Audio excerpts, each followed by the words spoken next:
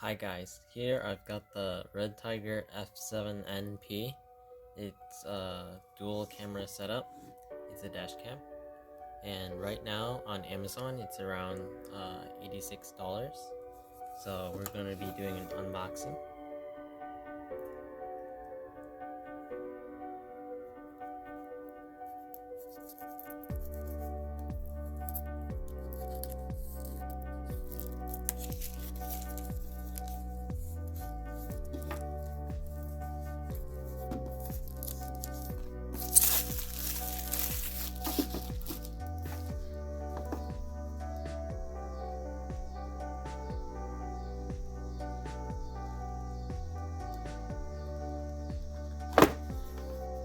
Here are some of the specs.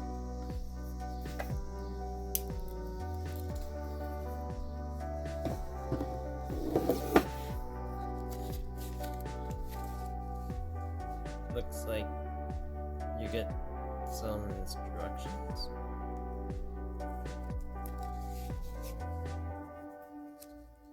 You get a user manual.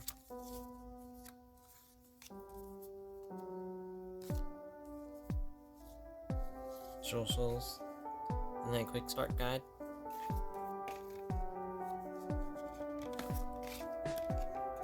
And some adhesive rings.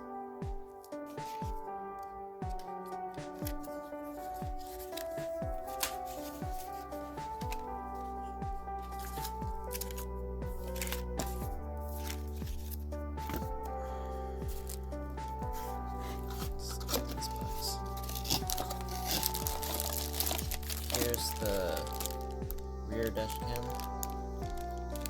It seems to use like a headphone jack sort of port.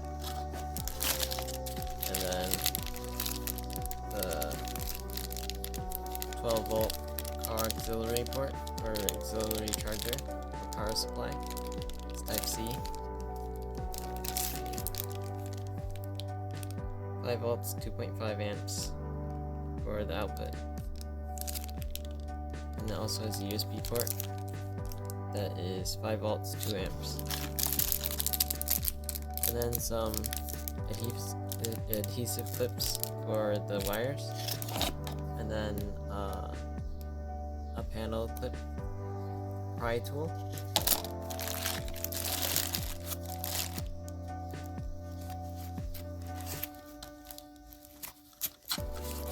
This is the GPS mount. Yeah, this is just a suction cup. I guess you turn this to adjust the suction.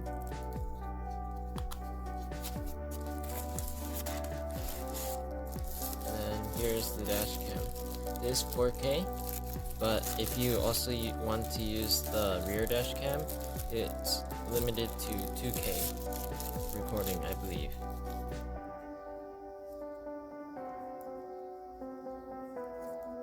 Has the port for the rear dash cam, the power port, 3 buttons, power button, and then this kit came with a 32 gig Lexar 32 gig micro SD card.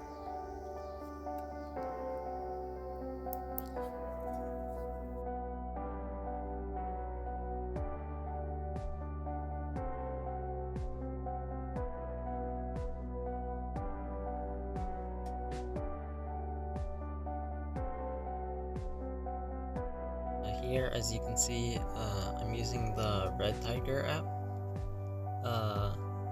This one is basically the same as the other one, except it has the advertisement on the top.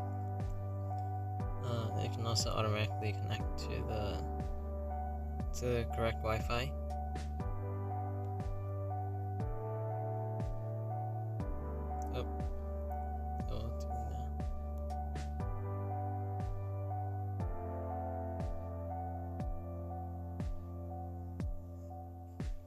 The downloading of footage is extremely slow.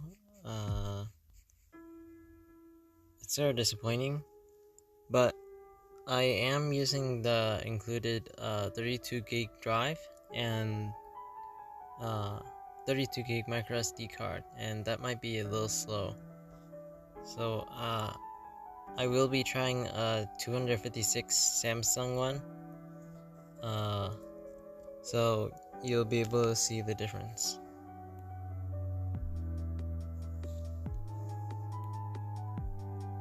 Why can't you select the video? Oh, there you go.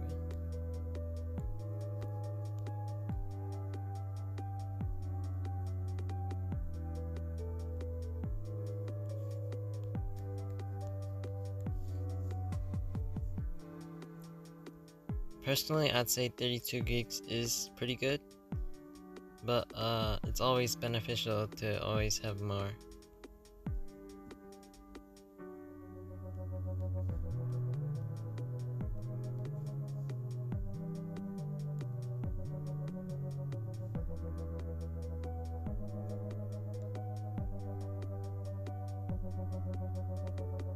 So yeah, still pretty slow.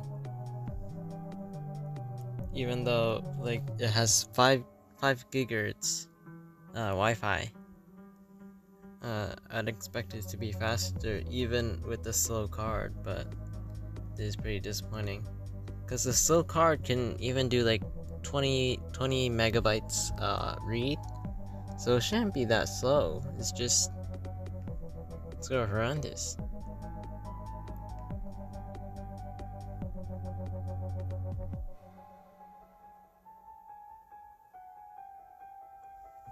But each recording is a 3-minute video.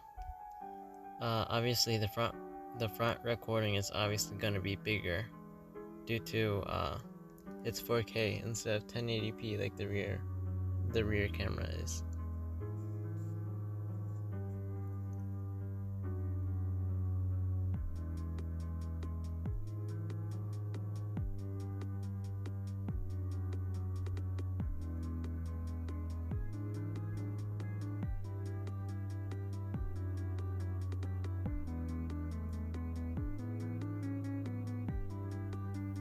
Well, the polarizer kit and the hardwire kit just arrived.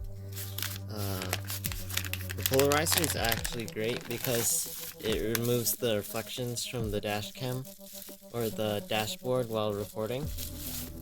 So the sun shines down on the dashboard and then it reflects onto the windshield, and then you have that glare. This polarizer removes all of that. It has a user manual. This one is specifically for the F7N.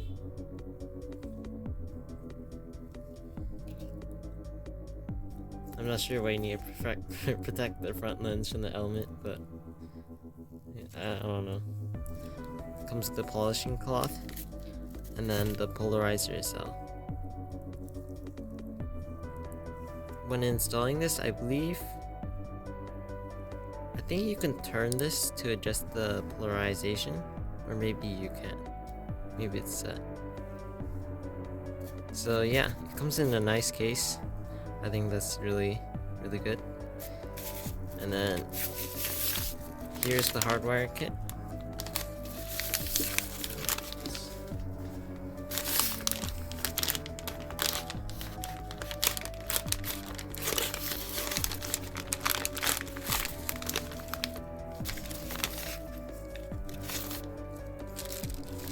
This is the adhesive for the voltage shutoff.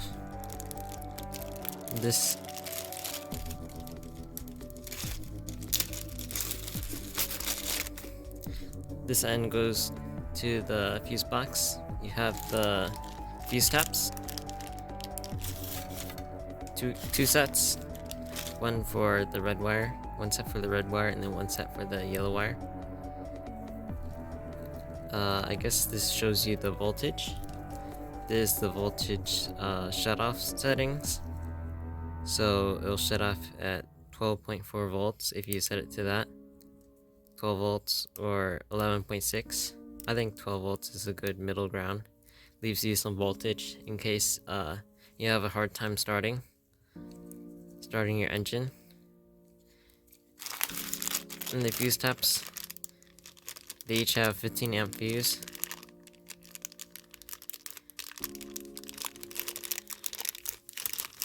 The bottom slot is for the original fuse. Oh, one of these came bent.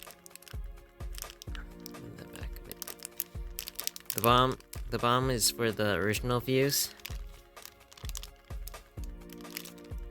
Yeah, just make sure you don't tap the wrong one, like brakes or something else important.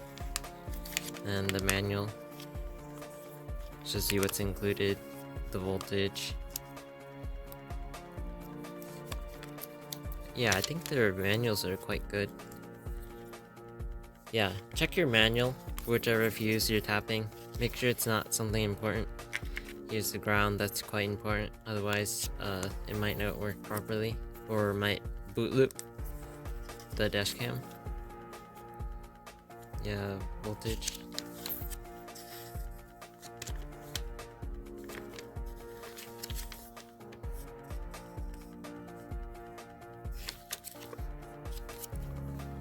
Yeah, and that's it. Also comes with this orange pry tool, like the one that came with the dash cam. I think these are useful if you're sticking the wires into the gaps in the car. I'm gonna clean the lens now with the included cloth.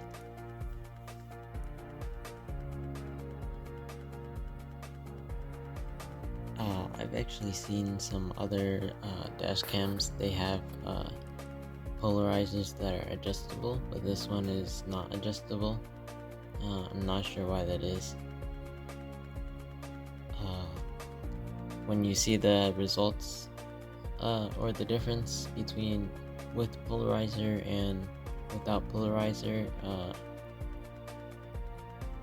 it doesn't make that much of a difference. So I think the polarizer being adjustable really increases the reduction in glare. Now I'm gonna install it upside up. There's not really an orientation to doing it. Doesn't matter if the logo is on the bottom or on the top or on the side.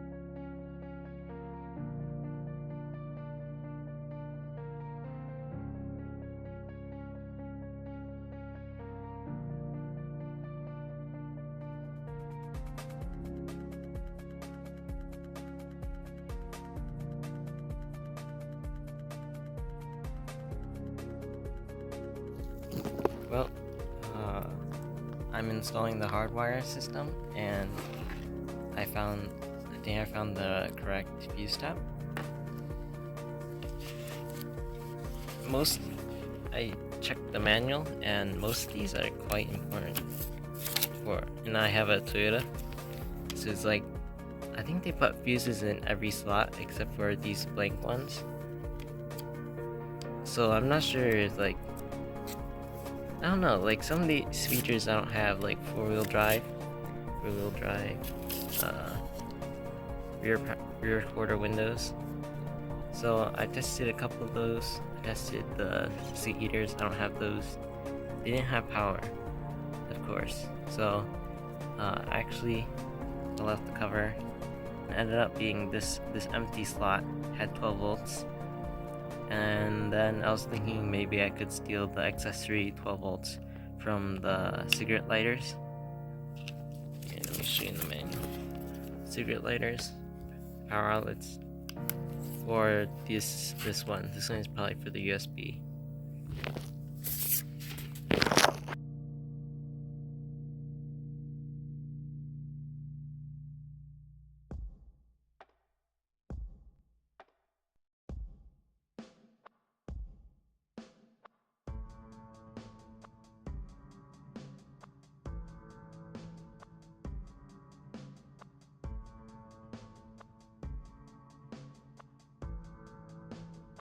So here is the RedTiger app for Windows. You can find it on their website. It provides a lot of data, including like the GPS data, including the speed, the GPS location, and also allows you to select the file from a list. You can't select the video based on the position in the map, which is unfortunate. So you can play back the video. I'm not sure why, but I think the video player is just a little too choppy, or it's the recording. I'm not sure which one it is.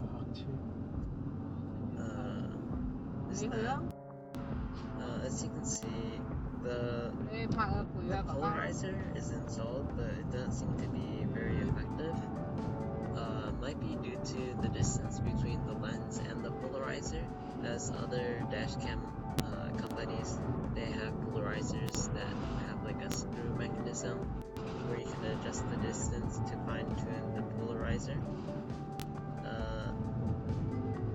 Yeah, the polarizer just doesn't seem to work that well. I'm not sure why.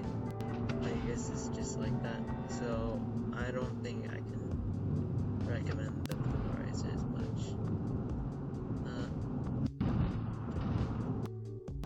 Let's see. The screenshot function makes the app freeze, so that's useless. You can turn on and off audio.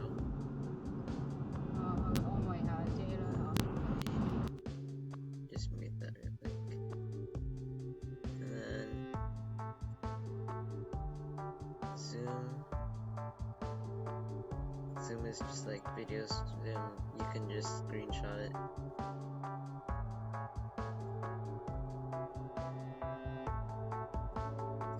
So yeah, overall this is a really good value dashcam.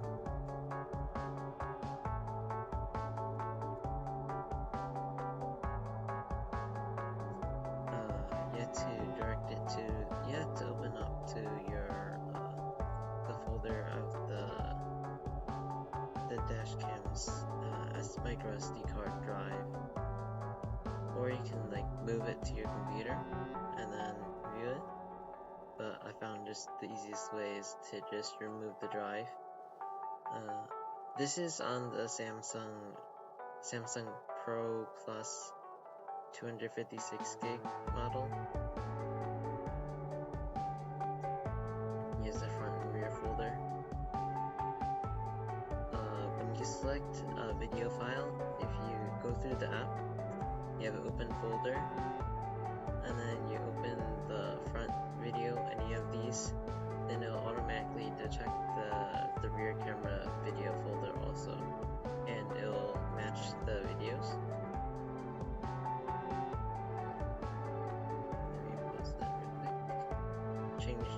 there's a lot of settings, so you'll have to change it. There's the maps function. It allows you to like change how well it links the maps. So I can have it linked from like 50 videos, which is what I set to. So it'll show you a larger map of the trip that was happening at the time of the video. So that's nice. Yeah, video playback speed, speed units.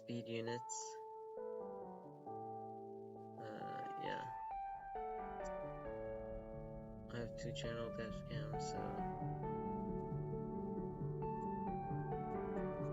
let's see, I have to reopen the file. To folder, choose a random one.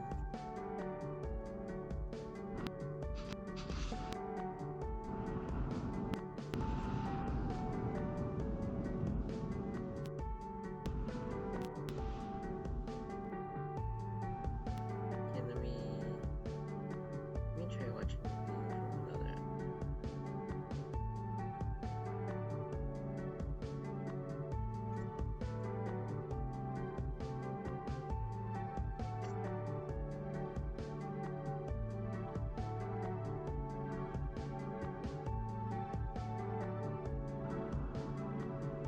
See, it seems just perfectly smooth in the Windows Media Player. So that's something interesting. I guess the app isn't that good, or it's like syncing it frame by frame, which is a weird thing to do.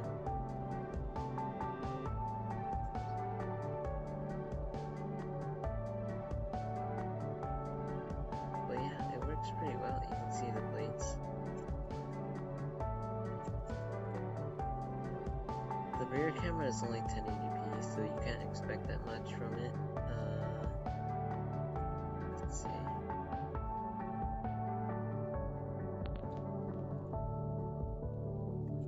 Let me choose a different one.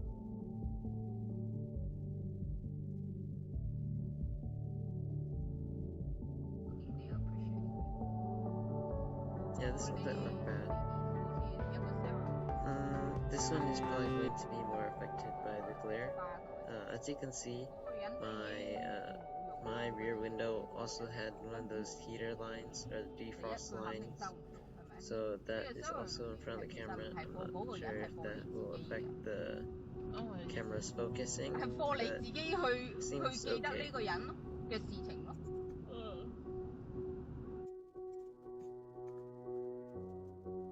So yeah, this is a really phenomenal camera.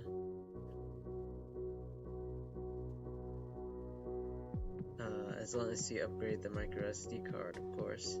But the one that they gave, 32 gigs, it works for only like a short trip. And it's not bad, it's just you'd probably want more storage. Let's see. Yeah, it's basically, you can change which map app you use. Let's see. AMAP, OpenStreetMap, Yandex. I've never tried any of these other ones.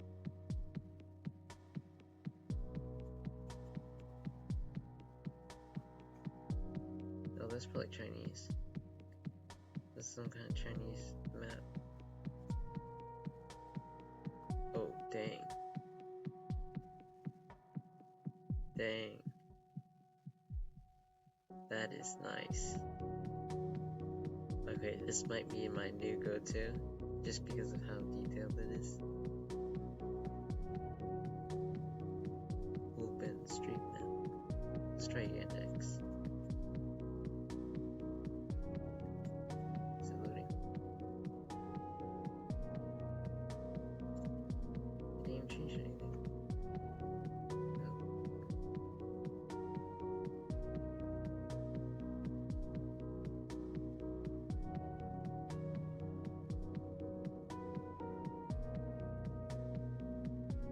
Now it's switching.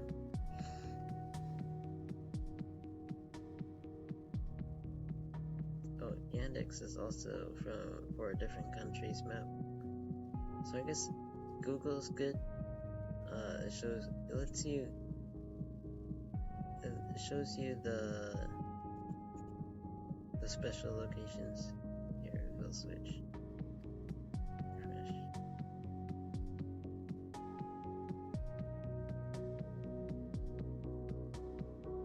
I feel like the app is just not really developed that well.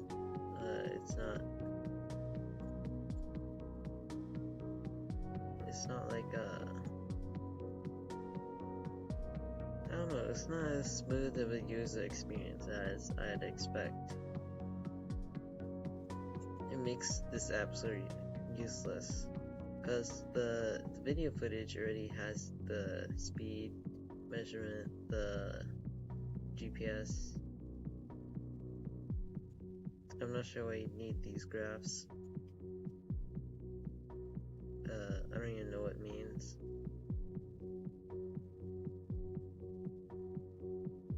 I guess it has elevation? I don't know what this means. And now the map's broken apparently. So yeah, there's that.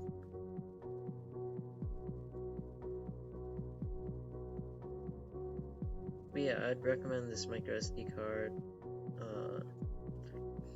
I believe it has a 10-year warranty. On Amazon, the high endurance ones, I think it only has like, the Samsung ones only have like a 2, 3, or 4, or 5-year warranty. And they don't have that good of reviews, so I just decided to go with the higher end Samsung one that has more performance, but is not specifically designed for endurance. Just if anything goes wrong, I can just probably warranty it. Obviously it's up to you. I've heard that Samsung probably would have the best warranty, just because of how big of a company they are. They're probably willing to take a hit or something. So yeah, that's that.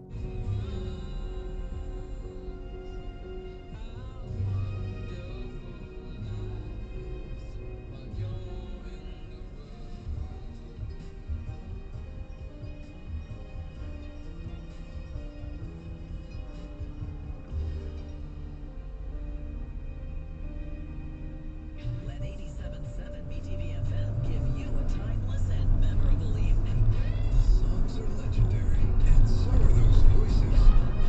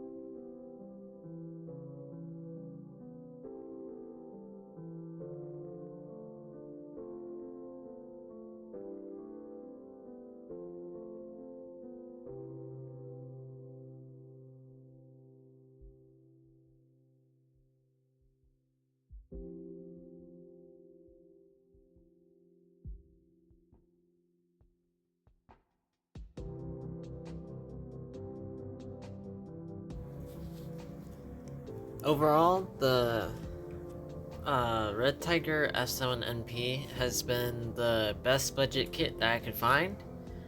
I believe the accessories are pretty good. The hardwire kit has been working and it's worked great. Uh,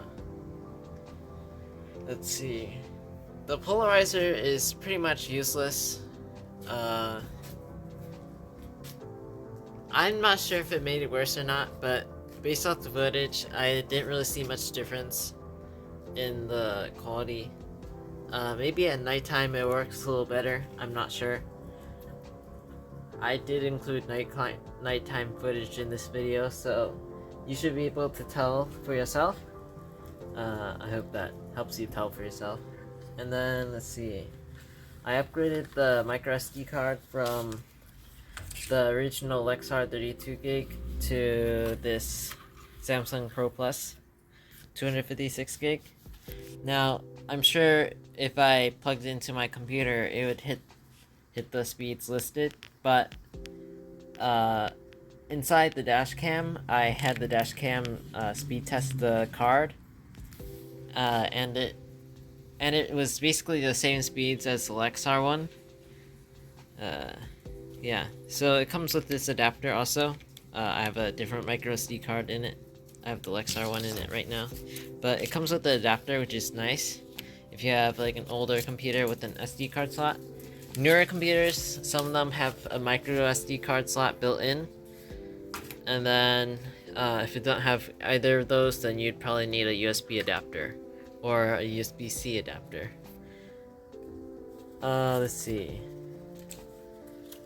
So basically the best way to transfer videos is using a computer, connecting it directly to a computer, or removing the micro SD card and connecting it to the computer, because the Wi-Fi downloading is absolute just horrible.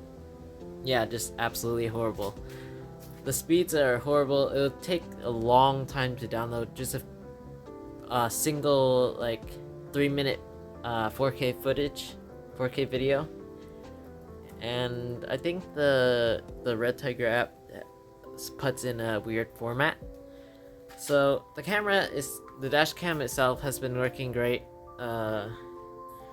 Just maybe consider the hardwire kit, because that gives you parking monitoring. There is the 12-hour, 24-hour, and 48-hour time lapse, along with the G-force sensor which turns it on automatically. The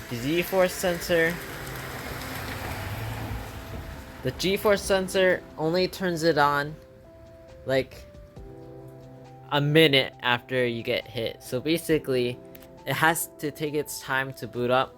So that is basically useless. So I switched to time lapse 12-hour actually, because most of the time my car sits parked.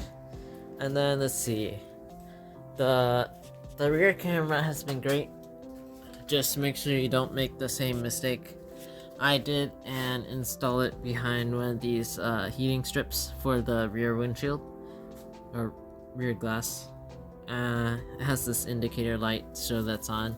You need to clean this every so often, this area, when it's dusty. I'll probably be doing an update since it's starting to become fall and into winter. So I do hope this holds up in the colder temperatures. So basically, if you have a rear windshield wiper, you should clean the area every so often. It shouldn't be too hard if you have a vehicle like this. All the wires could be longer. I didn't mention it in the video, but I installed the hardwire kit all the way down this pillar, and I put the little box thing behind this panel. I wish the Type-C end of the cable was longer, but it just wasn't. So I wish that was longer. The other end, the power end, where the power leads go into the box, that end can be shorter. That's fine. And then let's see. The cable to the rear dash cam preferably longer, but I think they sell an extension kit. So yeah, this has been a really good value. Accessories you should probably get is the hardware kit and upgraded micro SD card. RedTiger sells some, but I'm not sure about the quality. But the Samsung one, as you can see, 10-year warranty. And I got this one off Amazon. It was only like $50 or less. I don't remember how much it was, but this is a good card, has good speeds. Let's see, 10-year warranty, so I believe Samsung is more likely to stand by their warranty. So yeah, this is my install of the RedTiger F7NP 4K dash cam inside my 2011 Toyota Sienna. Thank you for reaching the end of this video. I'm probably rambling right now, but it would really help if you liked or subscribed. It'd help me a lot. And yeah. Okay, last minute clip here. I tried a USB-C to A adapter and then a USB-A to C data cable, and it worked. It shows up on your phone as a mass storage device or USB device, and you can transfer files to your phone from the dash cam using this sort of janky cable, or you can probably use a USB-C to C data cable, or yeah, and it'll probably give you good speeds theoretically, assuming that the dash cam isn't limiting it. That's provides a good alternative to the dashcam slow Wi-Fi downloads. Let's see. It'll probably pop up on your phone, and for Androids, you generally have a pre-installed Files app to find the video footage and move it. Or you can use like a USB-C to A adapter just by itself, and then buy a USB-A to micro SD to USB-A adapter and plug it into this white adapter piece, and then keep that in your car, so that you can just remove the micro SD card directly from the dashcam and just put it into an app adapter, and then plug that adapter into this adapter and then plug it into your phone. Sorry if that's confusing, but it made sense to me. 3 things I need fixed: the G sensor feature while it's parked. The boot up time is way too long, and it having to boot up every time the G sensor gets triggered means that it's gonna start recording like a minute after you've been hit, meaning that they could have already drove away by then. And then the Windows app is functionally not good because the screenshot does not work. It like takes a screenshot after like breaking the app for like 10 minutes, and then watching video footage from the app is also it's like stuttery. I don't know why, but like the Windows app works just fine. No, not the Windows app. The Windows Media Player works just fine. Plays the same footage just fine. And then the maps linking is not consistent. It doesn't work all the time, and it doesn't track everywhere. It's not like there's gaps in it for some reason. And then let's see. The last thing I want to fix is locked footage. There's no locked footage folder. It's only inside the dashcam. Only the dashcam itself knows that the footage is locked. So when you want to find locked footage, you need to go through all of the video footage that you have recorded onto your micro SD card. So if you have a larger micro SD card and you have locked footage, good luck finding that. Good luck. So that's like 3 issues, technically like 6 or something. But yeah, thanks for watching again, I guess.